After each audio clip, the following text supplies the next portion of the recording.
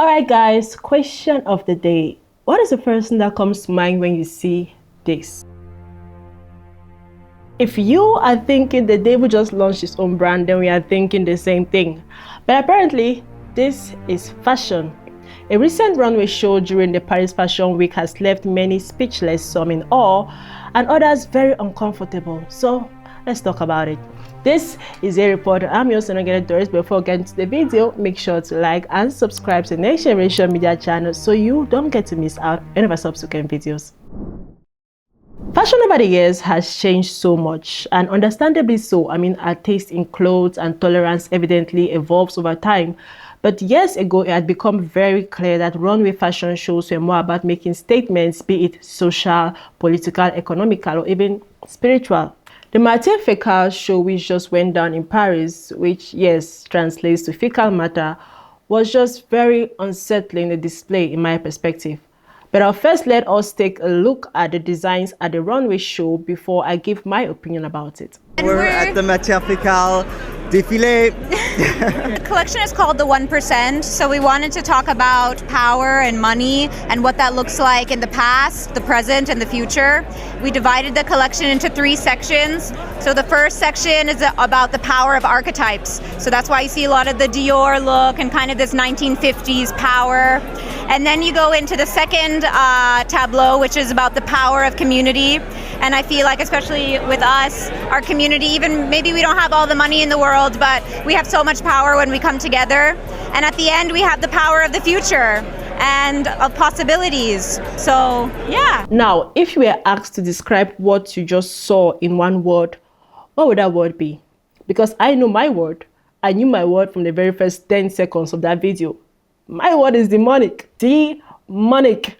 If there is one thing people are absolutely right about when it comes to fashion runway shows, is indeed fashion nowadays is really out for beauty and pleasing the public. It's out to pass a message, and it's high time we stop pretending that that message cannot be a spiritual one. Honestly, I don't care. Okay, you can call me a naive church girl, call me a fashion illiterate if you want. If I smell or see something fishy, I will shout fish. I know the fashion experts might come for me on this one, but why don't we dive into what this show actually was aiming at expressing? Firstly, the show was organized by the fashion duo Hannah Rose and Steve Rash, known as Fecal Matter. Now, I'm not an expert on the ins and outs of fashion, so I didn't even know about this duo or other very interesting characters we are going to discover before I came across this show they put up. But as I was preparing for the episode and looking back into their past shows and experiences, it all started to make more sense, okay? This isn't abnormal for them. Actually, this is their normal. Now, let's get from the duo themselves what they said inspired this collection, inspired this lineup. How did the surgery go? I believe in money, power, respect. Hi, Days. We're backstage at the Matière Fécale show. It's called the 1%, and we're here to show it off. Looking at the world, we wanted to kind of talk about power. Trying to showcase the vulnerability of the 1% and understanding them a little bit more, but at the same time understanding what that term means for us. So, we're not the elite world, and we don't have all the resources that they do, but when we're walking down on the street looking the way we do, we are part of the 1% because everybody else looks different than us and everybody else treats us differently also. I think also talking about the power of community. Power doesn't only mean rich people and wealth. Like, if we're being rational, then I think we all saw the same thing. Or maybe I'm the person overreacting. Okay, maybe this is all me, and maybe I'm just being biased on this. But to me, the aim is to let the world watch this ritual and know what it's about, but still doubt if it's true. Now, some other very interesting people were part of this show that caught my attention.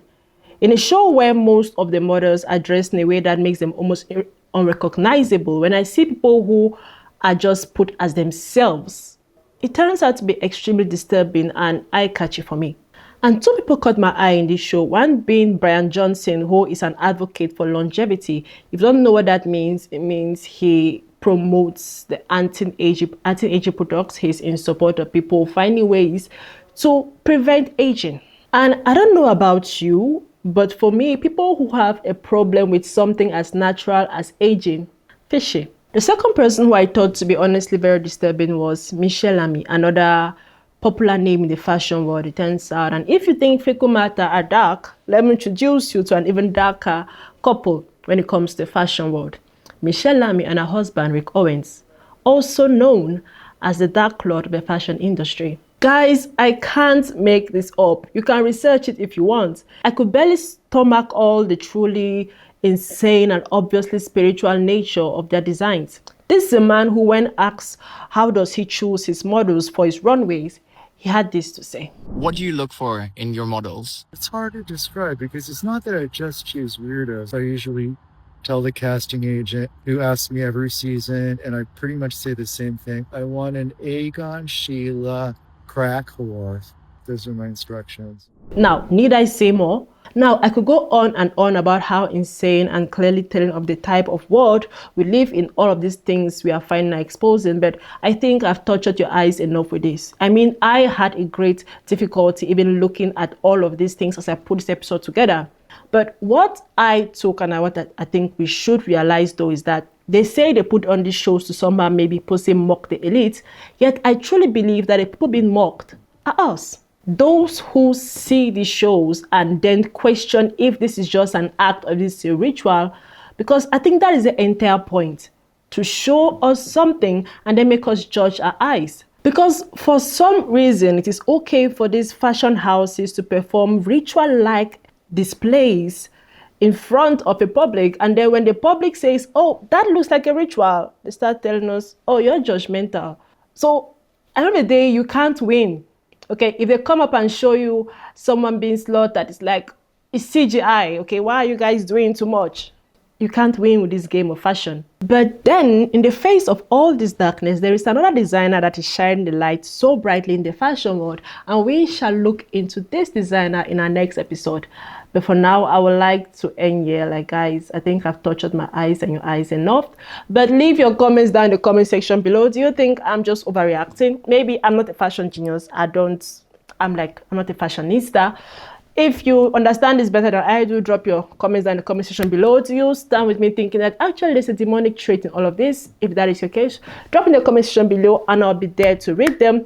But for now, guys, this is going to be the end of this episode. And please, before you go, don't forget to like, share, and subscribe to Next Generation Media channel so you can keep updates on all our subsequent videos.